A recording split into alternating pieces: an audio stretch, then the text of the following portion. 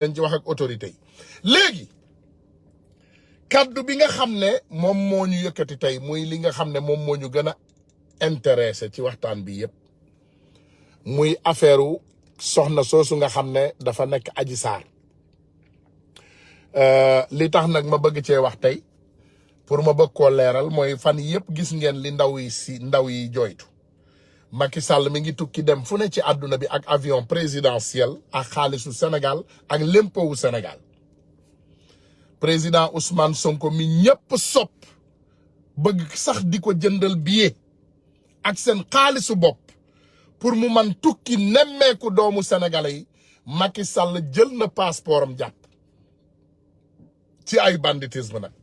man dinaa leen wax dara tey Ousmane Sonko bañ koy wut ci kër Ndey Khady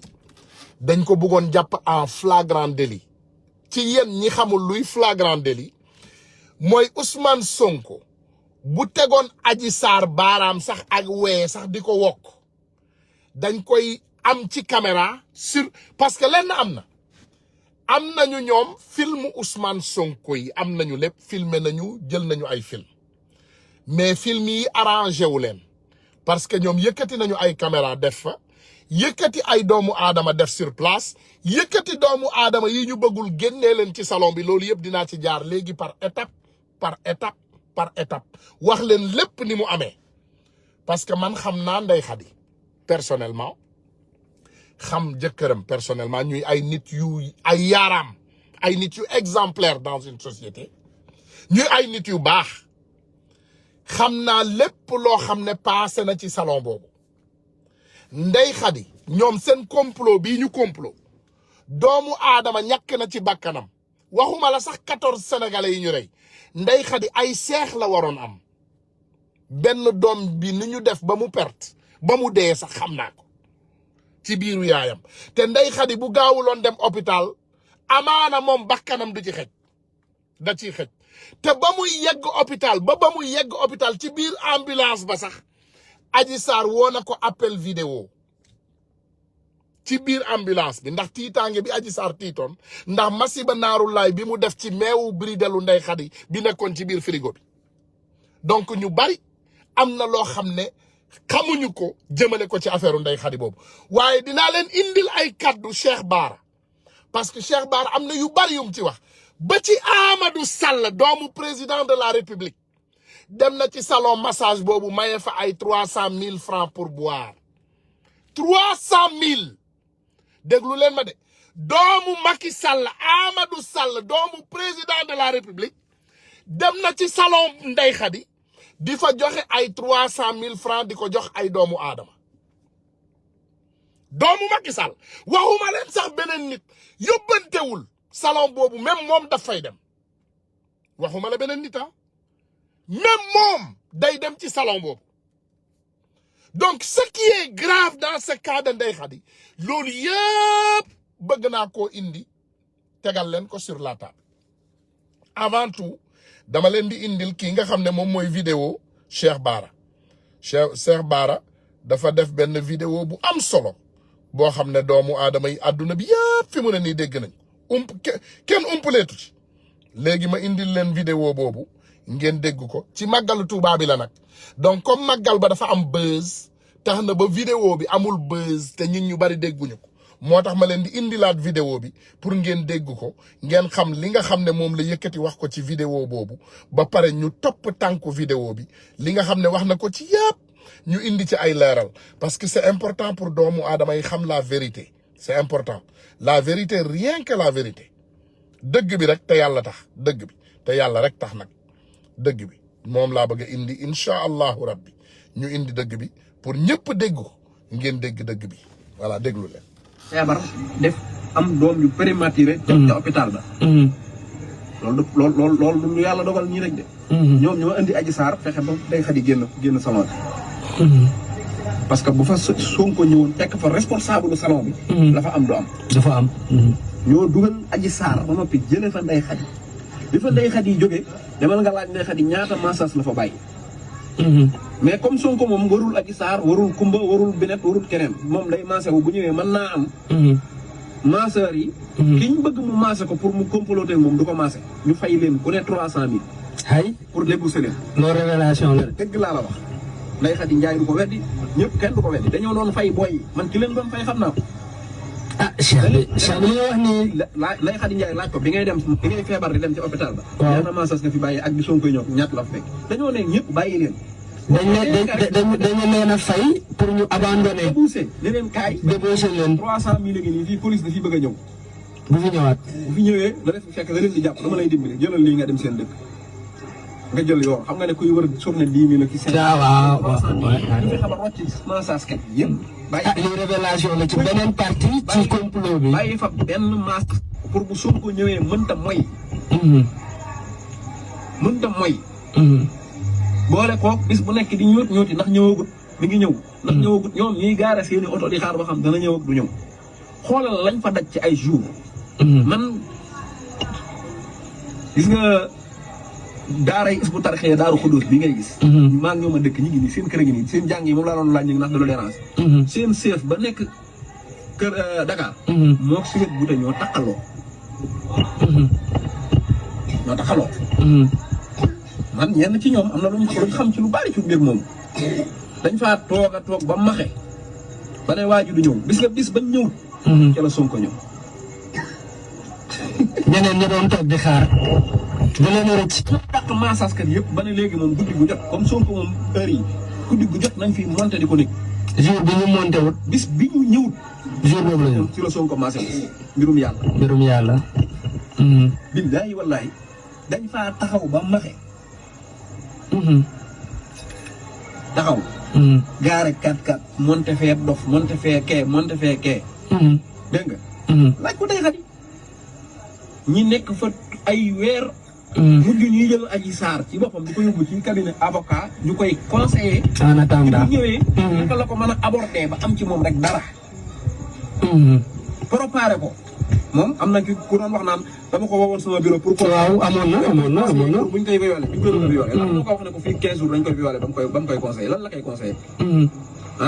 dañ ko doon préparé. voilà donc je pense que am na loo xam ne Cheikh Bara wax na ko fi te doomu sénégalais yi war ngeen cee bàyyi xel bu baax a baax ma ñaan leen rek ngeen demaat dégluwaat vidéo bi en maintes reprises pour ñu mën a établir kaaw Ousmane Sonko ci salon Ndeye Khady il a fallu ñu débarrasser wu de Ndeye Khady te pour débarrasser wu de Ndeye Khady il a fallu ñu xool naka lañ ko mën a defee ci jigéen bu biir ci ay kaddu source sûre yu ñu am Ndeye Khady yónni na Adji Sarr supp pour mu jëndali ko supp Adji Sarr indi supp xamuñu lu mu def ci supp nag damay wax rek Ndeye Khady aussi jëkkëram jëndaloon na ko butéelu bridel meewu bridel mu dugal ko ci biir frigoom Ndeye Khady kañ la takkalikook jàmm mooy ba mu naanee ci meewu bridel bi teg ci biir frigo bi delluwaat dem naanaat ci meewu bridel boobu keroog la takkalikook sa takkalikook jàmm biñ ko takkaleeg jàmm naka la Ndeye Khady def Ndeye Khady dafa naan meewu bridel bi rek biir bi attaqué ko mu avorté si saa si benn doom bi parce que ay seex la ëmb pour muy leer pour ñu bari ñu déggul explication bi Ndeye Khady ñaari doom la ëmboon muy ay seex mais benn bi daf ko ñàkk si saa si daf ko perte sur le champ naka la ko perte en tout cas diggante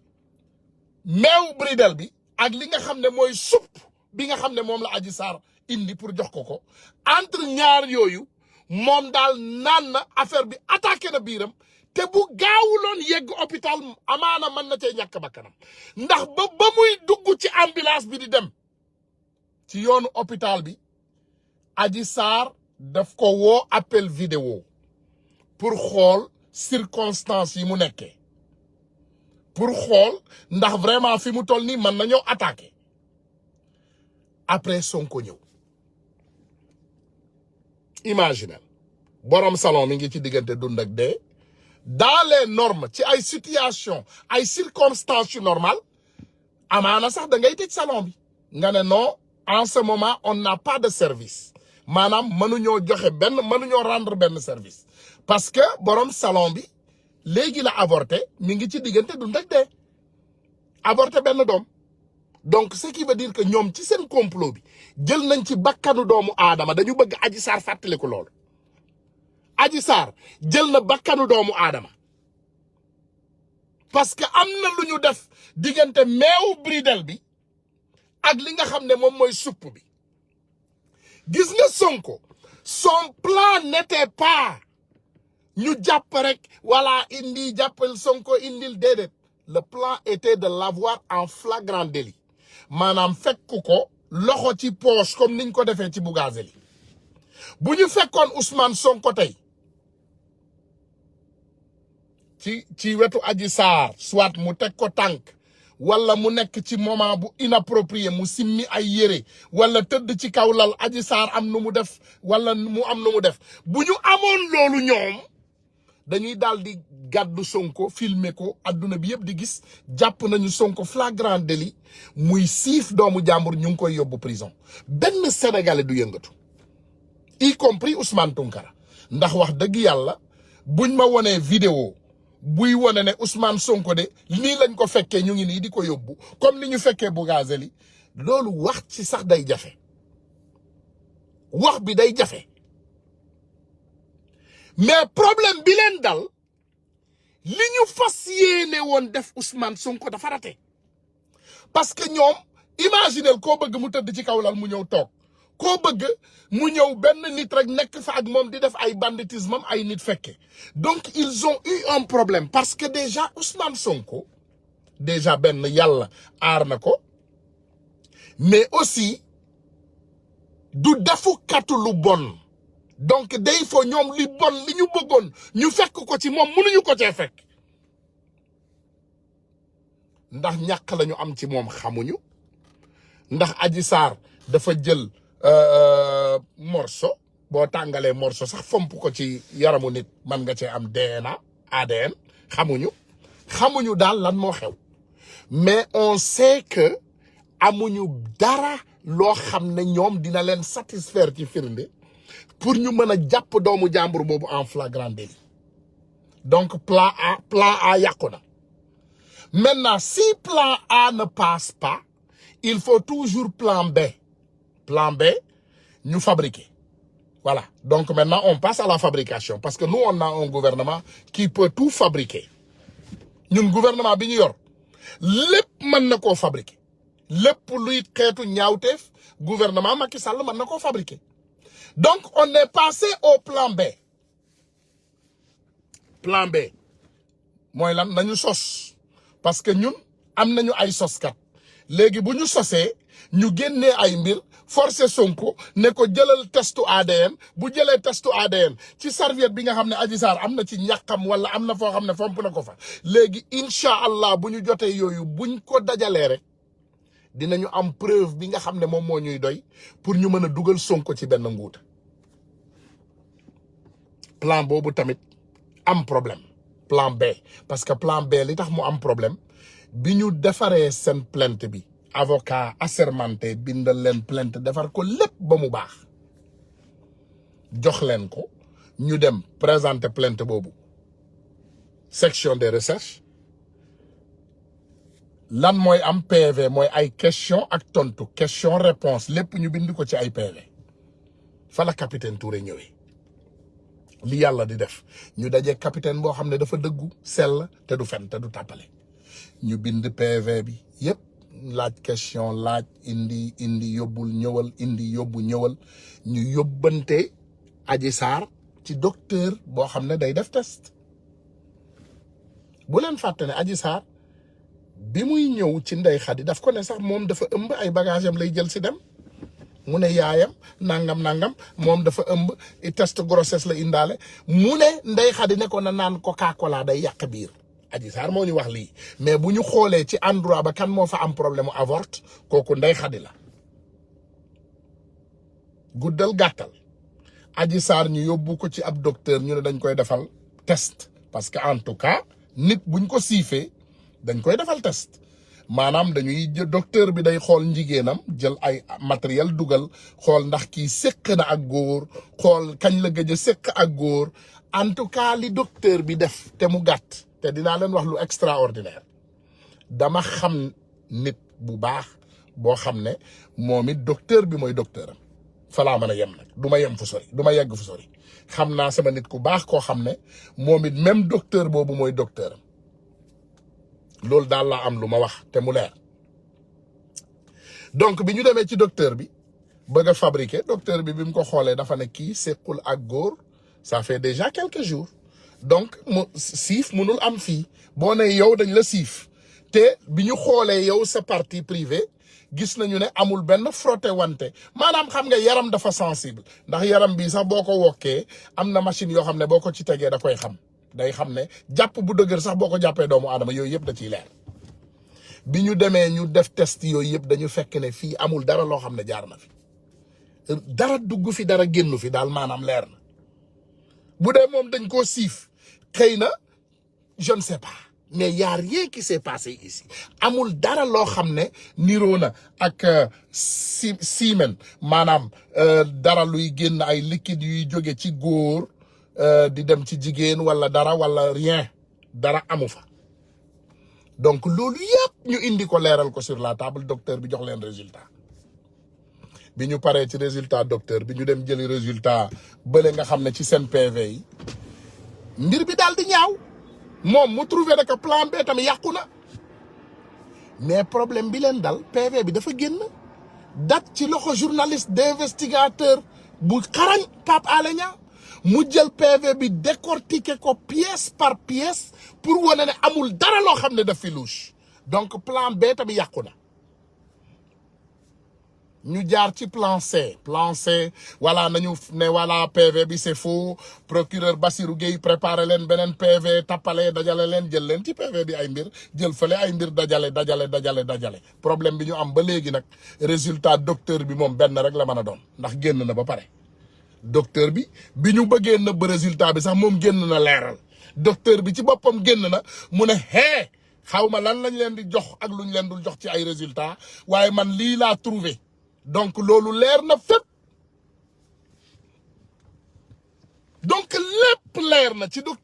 docteur bi génn leeral parce que xam na ne ay saay-saay lañu ils ont promis ma ne la jabaru docteur bi ñun jot nañu ay information yoo xam ne jabaru docteur bi sax woo nañ ko ñu ne ko léegi waxal sa jëkkër na def nii rek mu nga jox ñu compte bancaire am dina ci fekk nangam ci xaalis docteur bi ne araam du ko laal il est assermenté et il va passer directement à ses mots li mu wax te mu leer du ci dindi tarfatal ay ni donc imaginez Ndeye Khady ñu laaj ko ay question Ndeye Khady fa mu tegoon tànkam mu teg ko fa teggiwu ci tarfatal ay ni ñu laaj jëkkëru Ndeye Khady ay question teggiwul ci li muy wax tarfatal ay ni imaginez ci dëkk bu dëng bu mel ni Sénégal ci dëkk bu dëng bu mel ni Sénégal dëkk boo xam ne tey boo ci joxoon nit 1 million mu jaay ngoram ndax gis nañ ko fi gis nañ fi ay nit yu topp Macky Sall ci 50 millions wala 20 millions gis nañ ko gis nañu ay nit yoo xam ne jaay nañu seen ngor ci 1 million $1000 sax gis nañ ci ay nit yu jaay seen ngor Ndeye Khady ay 30 de millions mu ne ngàcc duma ko def jëkkëram ay 30 de millions mu ne ngàcc duma ko def ñoom ñëpp ñu taxaw ci benn dëgg bi loolu yàlla rek a ko man loolu nekkatul sax mbiru doomu aadama il faut même pas que ñu jël mbir mi di ko teg léegi sax ci Ousmane Tounkara Ndeye Khady wala docteur Pape Alé Niang non lii mbiru yàlla la jaam ak pexeem yàlla ak dogalam ñoom li ñu pexe yépp ñu planifié ko yàlla ne leen yàlla moo ko wax ci alxuraanam mu ne doomu aadama mën ngaa jël say pexe yu bon yëpp di ko pexe waaye man yàlla je sais tout et je sais la vérité yàlla moo ko waxal boppam léegi lan moo leen dal ba ñu demee def pexe yu ñaaw yëpp indi ko sur place yàlla indi dëgg bi teg ko i xoolal dëgg boobu ndeysaan dëggu yàlla bi mi ngi ko teg sur place gouvernement ak ni dooleem toll police ak ni dooleem toll gendarmerie ak ni dooleem toll loolu yëpp ñu dajale ko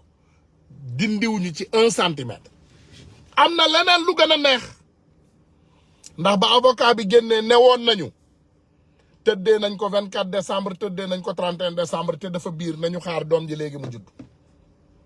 tey ñu ngi ci combien bu ma juumul ñu ngi ci 28 septembre 28 septembre la ñu ne xam nga lan moo fi judd dictateur rek a fi judd mooy Macky Sall mooy gën naa rakkaaju léegi ku sëkkat sax mu jàpp la. man moom dans mon cas comme jàpp nañu mënuñ ci dara jàpp nañu ci Ousmane Sonko mënuñ ci dara man moom nee nañu léegi négociation moo des ndaw bakk ngeen xaw ma njaag xaw ma je ne sais pas le mot wolof. nee nañu seen pexe yëpp jeex na ci man léegi dañuy négociation nee nañu dañuy négocier ak Ousmane Tounkara ñëpp la ñu yónni nag dinaa leen wax lii. ils ont envoyé toutes sortes de sorciers façon doomu aadama bu nekk nag yónni nañ ndax man sama téléphone bi ku ko woo dinaa ko jël boo ma wooyee 3 heures du matin je vais te prendre au téléphone ku ma woo nag dinaa la jël. nee nañu négociation moo leen dese waaye dama leen di wax rek loolu peine perdue la il faut ngeen comprendre dara ci man loolu c'est peine perdue. parce que lenn am na te bëgg naa sénégalais yi xam ko te bëgg naa yéen ngeen xam ko d'abord yéen négociateurs yi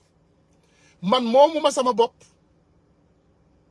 ça n'appartient plus à Ousmane Tounkara c'est devenu public j'appartiens aux Sénégalais allez négocier avec les Sénégalais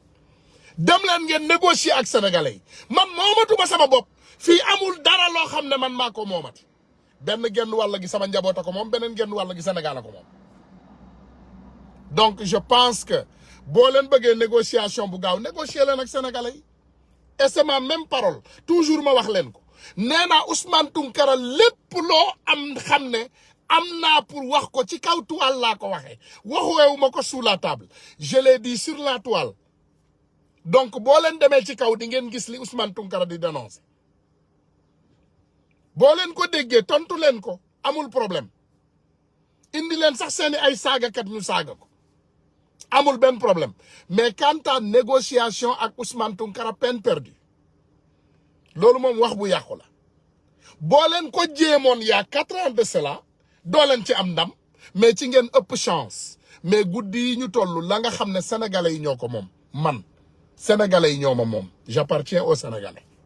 amul dara loo xam ne mën naa koo négocier ak kenn loo moomul mënoo koo négocier ça ne m'appartient plus li dal sama turandoo moo ma dal xam nga doomu aadama mbëggeel li ñuy ne amul prix amul condition saa boo dajeeg nit rek mu ne la bëgg naa la à condition ne ko maa ngi ñëw gàddul say bagage te daw mbëggeel amul condition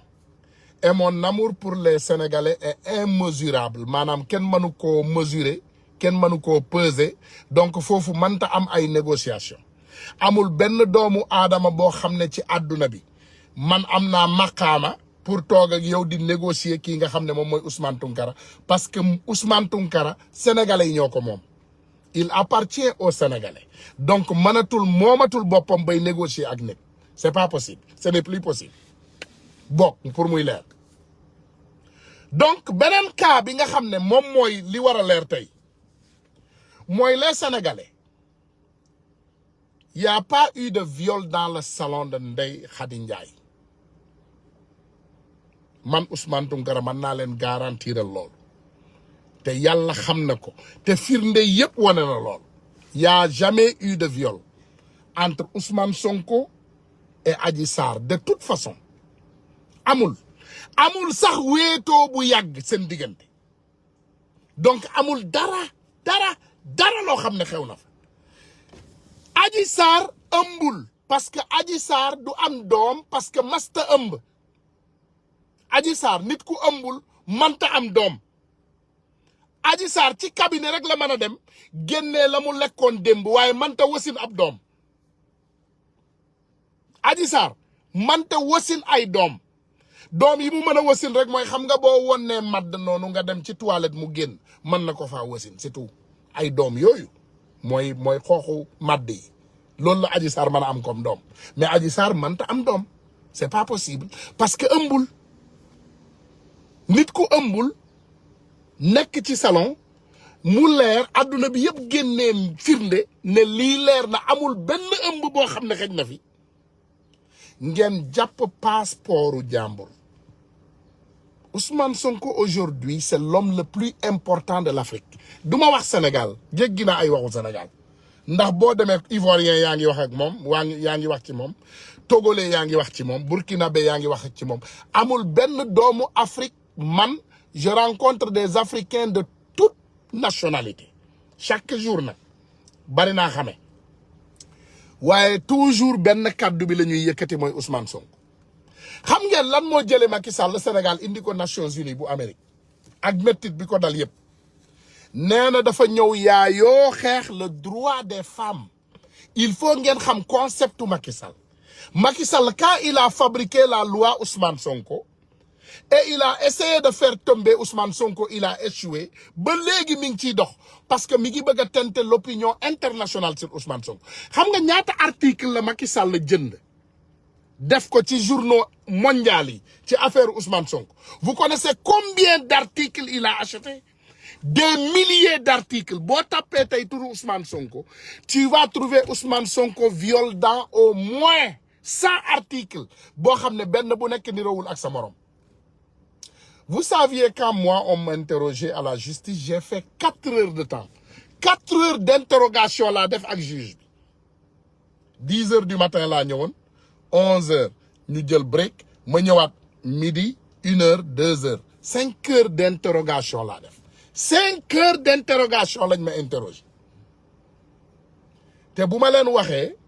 amul benn yoon boo xam ne laaj nañ ma lu jëm ci man bu ñu indee document bi bu ñu ko ubbee ñu commencé lire affaire Ousmane Sonko ak Adji Sarr bu ñu indee beneen document Macky Sall dinaa la wax dara ñun leeral nañu affaire Ousmane Sonko ak Adji Sarr ba ñu leeral loi bi nga xam ne da nga ko passé ba ñu leeral complot bi ba ma tëral juge américain bi ci boppam ni complot bi tëddee te juge américain bi ma ko waxee complot bi ni mu tëddee dafa yëngal boppam mu ne ah shame on him maanaam Macky Sall gàcceel na Sénégalais maanaam shame on him mu ne a president did this ma ne ko yes mu ne shame on him pour yéen ñi ko xam Macky Sall dellool passeport Ousmane Sonko te ñu koy ñaan pour mu bañ a indi benn problème jëlal passeport doomu jàmbur boobu nga déglu ko nga delloo ko maa ngi jël ñetti téeméeru sénégalais yi ñuy déglu ci Facebook ak ñi ñuy déglu ci YouTube ak ñi ñuy déglu à travers le monde ñu ngi leen di jël seede amul benn kaddu bu tegginewul boo xam ne yëkkati nañ ko fi tey teg ko Macky Sall dellool passeport Ousmane Sonko xëy na mën na laa jural jàmm mais jàpp passeport Ousmane Sonko c'est un délit international parce que passeport nga wax passe au port maanaam dafa war a voyager au niveau international nga jàpp passeport am ñaanu la visa ñaanu la passe ñaanu la autorisation liggéeyalu la Macky Sall jëlal passeport Ousmane Sonko nga delloo ko ci loxoom nga teg ko ci loxoom ci fukki minute ak ñaar yi ma dese ndax sama xarit Pape Alé Niang mi ngi waaj a ñëw live à 14h heure de New York defe naa mooy 18h heure de Dakar te bugguma laal 1 centime 1 seconde ci heure am ndax ce qu'il dit c'est très important pour le Sénégal Macky Sall jëlal passeport Ousmane Sonko mu sell mi nga delloo ko du pour dara ma solal la yére bu weex Ousmane Sonko nii la setee ci société baaraam loxoom takkul deret du sàcc du fen du njaaloo du wax lu dul dëgg du tooñ humilité impeccable et il est constant lim ñu waxoon démb moom la ñuy wax ba léegi malgré sama yenn xarit yi bu ñu meree yenn saay dañuy fippu et c'est normal te may ñaan sénégalais yi aussi de passage rek ngeen comprendre sama frère Abdou Karim Gueye c'est notre frère doom ak pap doom ak yaay yenn saa yi da ngay sa cofeel day yegg foo xam ne ci doomu aadama day indi ay fiiraange te ci biir fiiraange yooyu yenn saa yi ay kaddu dinañ ko jibal mais kaddu yooyu vraiment amul dara loo xam ne lu ñaaw dañ ko cee yëkkati dañ ko cee préparé jéggal leen suñu frère Abdou Karim Gueye moi je l'aime je l'adore c'est un jeune que j'aime beaucoup jéggal leen ko bu leen utiliser Abdou Karim Gueye contre diversion jeune patriote yi nag tamit bëgguñu ko laal Sonko problème bi ma am mooy dama yor sama benn frère boo xam ne dafa bëgg Ousmane Sonko cofeelam ndeysaan ci Ousmane Sonko moo bari ba yenn saa yi muy mel ni attaque personnelle parce que daf ci acharné wu boo bëggee nit noonu la est-ce que seetlu nga tey jigéen bi nga bëgg sa jabar da nga koy fiire man sama jabar on est en 20 ans de mariage yenn saa yi bu génnee dem ci supermarché sax bu defee 20 minutes mais foo nekk yow koo àndal ah voilà yooyu lay def loolu yëpp ci amour la donc affaire Abdou Karim Gueye ak Ousmane Sonko man amour laa ko jàppewuma ko dara lu dul mbëggeel te may ñaan sénégalais yi rek ngeen bañ a comprendre ngeen bañ a jóg di xeex ak moom c'est notre frère xam nga sa frère bu amee jafe-jafe man ngaa wax ak moom nag comme ni ngeen di def nii nañu wax mais buñ ko xam nga jarul yaa defoon yaa ñaanoon yaa indi woon yaa defoon doomu aadama bu ne defal nga nit lu baax te yàlla rek tax nit tamit defal na la lu baax Abdou Karim Gueye a apporté quelque chose et peut-être aussi il a fait des erreurs voilà ñun li ñu am rek pour wax mooy nañu continuer xeexal kii nga xam ne moom mooy président Ousmane Sonko te li may wax nit ñi la toujours je ne suis pas un membre de Pastef je suis un citoyen sénégalais man sénégalais laa sénégalais bu bañ injustice parce que l'injustice sur une personne c'est l'injustice sur le monde entier il faut nit ñi xam lool boo indee jubadi ci kaw Ousmane Sonko dafa mel ni nga indi jubadi ci kaw àdduna bi yëpp boo tagalee Ousmane Sonko injustice tu es injuste sur tout le monde entier may profité waale ci lii rek di jéggalu sama xarit yi nul n'est parfait dañuy continuer def ko ci jour yu sell yi passé parce que xam naa ne ci biir waxtaan yi du ñàkk yenn saay ma dal ci sama kaw xarit yi ku mel ni Akhenaton ak ñeneen yenn saay ma dal seen kaw parce que tout simplement combat bi c'est pas personnel ñoom tamit yenn saay ñu dal sama kaw et je le comprends maanaam da ngay joxe nga jël donc nañu ñaan yàlla rek ñu ngeen jéggal ma may jéggalu ñëpp maa ngi leen di jéggalu on n'est pas parfait hein parce que dee du tàggoo man naa fee génn léegi faatu donc bëgguma dee ak bàkkaar yéen ñi may déglu yëpp bëgg naa ngeen jottali ko ñi ma déggul maa ngi jéggalu ñëpp nag parce que erreur doomu aadama daf koy def et l'erreur est humaine on n'est pas parfait waaye bëgg naa Adji Sarr nga gore xam naa ne yaa ngi may déglu yaa ngi seetaan goreel nga wax ak sénégalais yi nga jéggalu leen nga ne leen lii yëpp politique la boo xam ne dañ la cee dugaloon parce que ñi la dugal ci politique bi faalewuñu la faalewuñu ma man faalewuñu keneen seen bopp rek lañ fi nekk ndax Macky Sall firndeel na ko barki dem ba gis ngeen ko ba mu gàddoo doomam bi ko neex ci xolam ñemewul dem ci benn marché Sénégal ne day dem defi ay achat fii sax ba muy dem 50 garde corps yóbbaale na ko ak ay mbër dugg ci benn supermarché ñu tëjal ko buntu yi mu dem di gàddu ay poma ka teg voilà di gàddu ay orange ka teg gëmul Sénégal ñaan naa leen maa ngi leen di ñaan Ousmane Sonko Adji Sarr nga génn nga wax ak sénégalais yi nga wax leen dëgg Adji Sarr sa frère Ousmane Tounkara kii du sa ennemi bi de kii sa frère bi mooy wax ak yow génnal nga dem nga wax dëgg sénégalais yi il faut dire la vérité il n'est jamais trop tard de dire la vérité parce que yàlla ku dëggu la bëgg boo génnoon nga wax dëgg tey sénégalais yi man sénégalais yii ma xam nii ak loo def nu mu mën a garaaw danañ la ko jéggal parce que d'abord avant tout ay nit lañu on est des êtres humains te xam nañu ne nul n'est parfait crime yu gën a passé ce crime yi jaar na fi mais génnal nga dem jéggalu sénégalais yi doom rak jarbaat xarit génnal nga dem jéggalu sénégalais yi nga wax leen dëgg rek mooy mujj saay yii nga àndal gëmuñu la man xam naa leen je les connais longtemps gëmuñu kenn dañuy jënd rek xaalis bu araam lañu yor rek di ko distribuer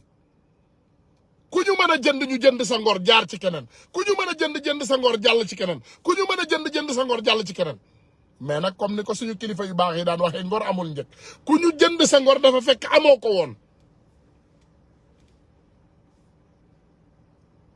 Adji Sarr delluwaatal sa xel ba pare ngeen jël passeportu jàmbur bi ngeen delloo ko Seydina Ousmane mu sell mi gis naa fi sama rakk seeni gis fi sama rakk yu baax yi ñoom nu mu tuddati beaucoup de vous ku tudd Dioum Omar Diallo ñoom Badara Sow je vous ai vu maa ngi leen di gis yéen ñëpp maa ngi leen di sant di leen gërëm liggéey bi ngeen di def ci Sénégal dafa jaggi dayoo suñu frère Ousmane Diagne tamit tey gis naa mu def post ne mi ngi dem wuyu ji la cybercriminalité parce que Macky Sall léegi ku ne Macky Sall sax ci Sénégal dañ lay ubbil cas ne la cybercriminalité yóbbu la ne la dañ lay enquête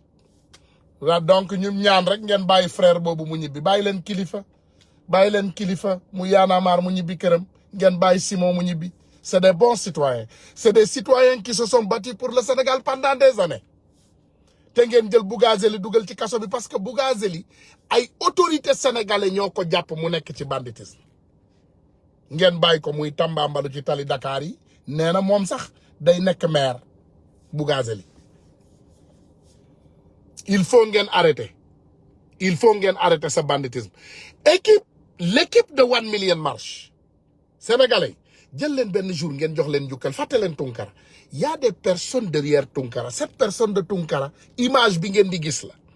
ndax la ñu daloon ca njëlbeen moom la ñu doon bañ mu dalaat ñu donc cette fois-ci tout le monde travaille dans l'ombre parce que bëgguñu kenn corrompre kenn li tax 1 Million March doo leen gis benn kanam gii rek ngeen di gis je suis le communicateur mais y a des personnes yu xarañ yu nekk ci suuf un petit merci pour eux merci à vous et bravo parce que liggéey bu jaggi dayoo bii ngeen di gis ñu koy def ñoom ñoo ko def amuñu nag ay faux comptes on a 70 comptes 1 Million March Espagne 1 Million March France 1 Million March Sénégal 1 Million March l'Istanbul 1 Million March fii ak fële on a 70 pages et plus de 10 millions de followers ndax jàmbaar yooyu seen liggéey bi nga xam ne ñu ngi koy def vraiment ñu ngi leen di sant di leen gërëm di leen jaajëfal di leen remercier di leen ne combat bi day soog a tàmbali képp ku yaakaar ne combat bi Macky Sall danañ ko may dara dangaa juum Macky Sall du am dara Sénégal wallahi danañu xeex ak yow ba dugg boîte vocale il faut le savoir boo yaakaaree ne dagg nga baatu benn sénégalais xamal ne y'a 1000 d'autres sénégalais qui sont nés boo yaakaaree ne dagg nga baatu 1000 xamal ne y'a 10 000 qui sont nés les sénégalais sont déterminés pour te dégager xaw ma monsieur le président laa la mën a wooyee xaw ma monsieur le délinquant xamatuma tur bu ma la war a jox mais je vais te dire une chose les sénégalais sont déterminés. déglu leen waa ji marché États-Unis voilà lii de ngay def moom lu baax la jënd fruit médecin de nee nañ fruit moom baax na ci wér gu yaram waaye nag Sall Ngaari Lam Tooro man daal dafa am benn question bu ma lay laaj lii nga def ci États-Unis lu tax defoo ko ci sa dëkk fii ci Sénégal moo ne fii day am na ay supermarché yu rëy moo ne fii day am na ay marché tamit am na ñu fiy jaay fruit wala boog daa fekk ni États-Unis moo gën a yomb waaw wax nga dëgg ndax nag sunu Sénégal gii ñu ne lépp fi yokk fruits yi dañoo yokk ceeb gi yokk dawlin gi yokk meew bi yokk suukar si yokk gaz gi yokk lépp a yokk waa Sall Ngaari Lam Tooro ba fàtte woon ni rek Sénégal métti na loolu ba am na ñoo xamante ni bu ñu ndekkee duñu añ bu ñu añee duñu reer waaye tamit Sall Ngaari Lam Tooro fruits yi daal bakk ne na waaye nag ñu lay fàttali rek ni la sa dëkk bii di Sénégal métti na loolu ndaw ñi soxla nañu liggéey mag ñaa ngi jooy jigéen ñaa ngi jaaxle ngal la Sall Ngaari Lam Tooro boo jugee ci États-Unis boobu nga nekk boo ñëwee ay waay ngir yàlla gestul askan bi xam ni Sénégal tar na lool mu fàttali la rek déglul vidéo bii ma lay jox. dëkk bi doxul man maa ngi nii 44 ans 49 ans manuma am jabar manuma am néeg manuma am dara mais c'est normal ñu marche tooñuñu kenn tooñuñu dara dañuy marche ñu ñuy tere suñu marche lu tax loolu en France da ngay gis policiers yi ànd ak civil yi di marche loolu mooy yoon kenn tooju fi xeer kenn tooju fi oto kenn sànniwul xeer man mi di wax ak yow mii ndekkiwuma añuma ñoom laay àndal guddeeg bëccëg dañuy marche tooñuñu defuñu dara man am naa 49 ans aw ma salaire maa ngi nii xale bu ndaw aw ma salaire aw ma dépense aw ma dara maa ngi nii ñun nag dañ sonn dañu marche nii. allahu akbar xam nga vidéo bi ku ko dégg rek sa yaram war naa daw Macky Sall bu sa yaram dawul ci vidéo bii xamatuma lu ma lay wax la seule chose que je peux te dire mooy sénégalais yi sonn sénégalais yi tàyyi nanu sénégalais yi ñu ngi ci ay jafe-jafe profito waale ci rek laaj la ne la bàyyil caat bàyyil Simon nga bàyyi kii di aussi kilifa Y'en marre ma tegal leen musique bi ci laa leen di tàggatoo nag salim doomi nada bii laa leen di tàggatoo hidurammatija lirabil wa babullah lam yaku murtaja Walian Production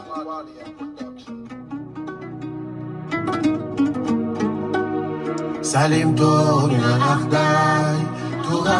ما تجاه برب وباب الله لم يكن مرتجاه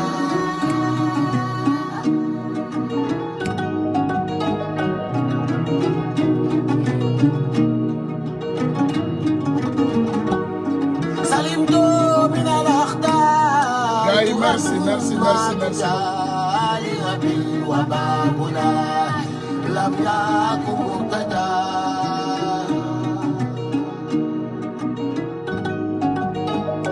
sëriñ bi ñoo ñi dégg ñaan faqir dafay nangoo dagaan nangul nu lépp lu la ñaan ndax yàlla naatal xarnu be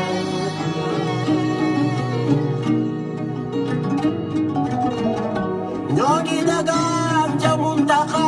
ma nekk Marwa ak Safa ak xaqi Mamadul Muntaxa mi yàlla jébbal xarnu be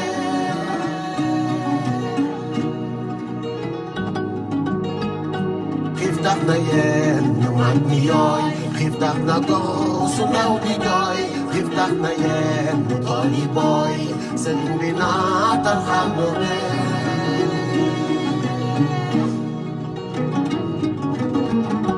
tax na ña daa joxe di laaj ñi jàpp seeni sas di xaaj kenn dootul dem fenn ba waaj Mbàkke naatal xarnu be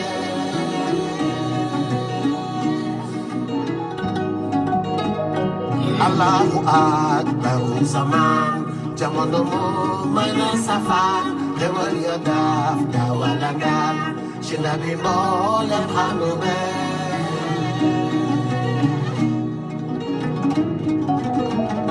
soo ñu joxoon la ñu yoroon dootuñu def la ñu defoon xanaa yëgoon ne yow nañ Mbàkke naatal xarnu be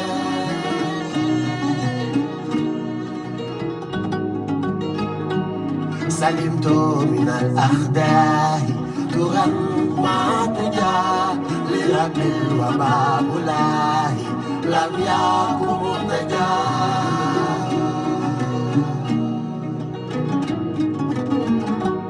سلمت من الأخداع ترى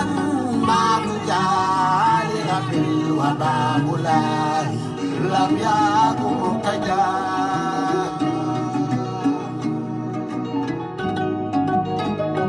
wayna ko shahru Ramadan mi yàlla wàcce alquran ngir bëgg lépp lu ma ñaan yàlla may ko xarnu be Joseph Mendy yow laay mayaale boobu rek Joseph Mendy du ma tudd turu borom nag parce que may nañ ko fi bës fan yi ndeysaan ba génn na léegi ay vocal lay wane nee na dafa jaaxle mais je vais vous dire une chose Sonko sa famille est encore plus heureuse aujourd'hui qu'elle était hier amul benn jafe-jafe ci kër Sonko waxu caaxaan yi ngeen di dégg ci ay nitu caaxaan bu leen ko jëlee au sérieux xam nga déjà dafa mel ni nga ne da ngay fal imam ci jàkk góor jigéenu village bi daw si nee na oh fal leen ma te ñëpp xam ko donc looloo dal suñu cauchemar boobu bàyyi leen ko foofu kooku wasin la gën a jege ka wax dëgg waajooju ëmb wasin moom la gën a jege ka wax dëgg nee leen ko mu bàyyi ginnaawam googu mu koy séq ak ay góor dafa xaraam ci l'islam ci li gën a xaraam li yàlla bañ ca la bopp voilà donc na bàyyi affaire góor jigéen te mu lijjanti affaire Sénégal ñun Sénégal la ñu gëm te Sénégal dara duñ ci jële ay waxu dof bàyyi leen di déglu ay waxu dof n'importe quoi boo leen dégloo ay waxi dof boo leen ko dégloo wax bu dofee nopp yi koy déglu war a wér boo leen waxi dof wax bu dofee nopp yi koy déglu war a wér pegg gars yi maa ngi jéggalu nag dugg naa si suñu heure xarit bi maa ngi seetaani Papa Alé asalaamaaleykum wa rahmatullahi wa barakaatu.